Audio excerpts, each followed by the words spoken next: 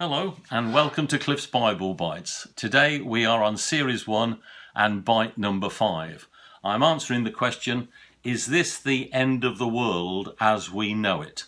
I'm using as our textbook the Bible for these studies, and I think you'll agree with me. I'm going to use an illustration here to introduce the subject. I think you'll agree that every trade, every profession has its tools to help the workman do his job. I have a couple of tools that I'd like to share with you today. They're both called concordances. This is Strong's Exhaustive, and believe me, it is exhaustive. Every single word in the Bible is listed in that concordance.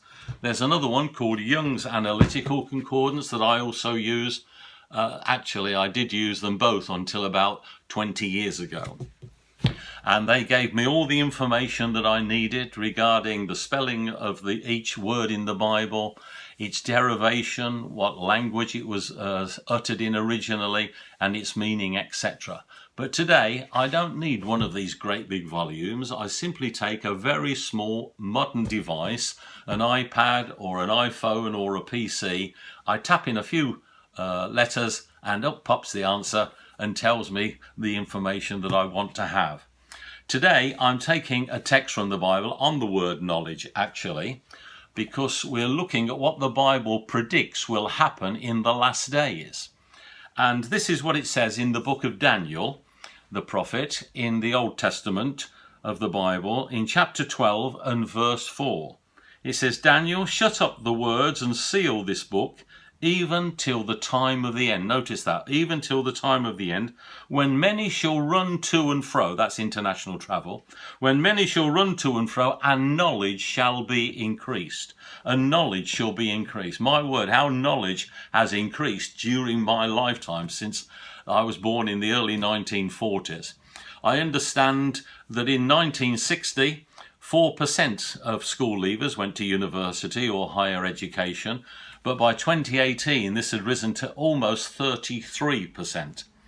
But going back through my lifetime, when I started school, it must have been about 1946-47, they gave me a little blackboard and a piece of chalk. Today, when my grandchildren start schools, they're soon issued with their own individual iPads.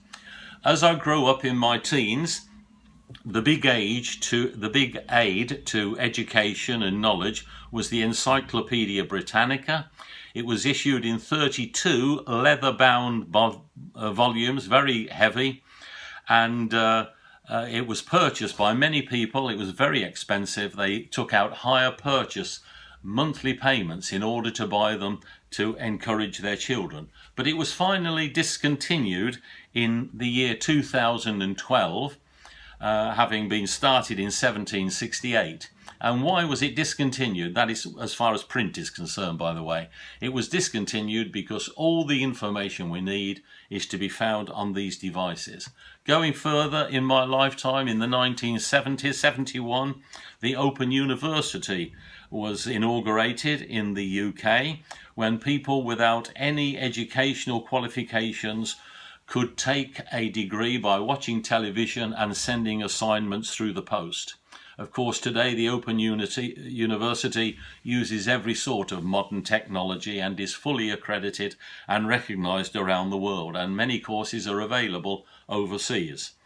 Coming right up to date, I understand that around the world today there are now 200 million people enrolled in university and higher education courses, and that's up from 89 million in 1998.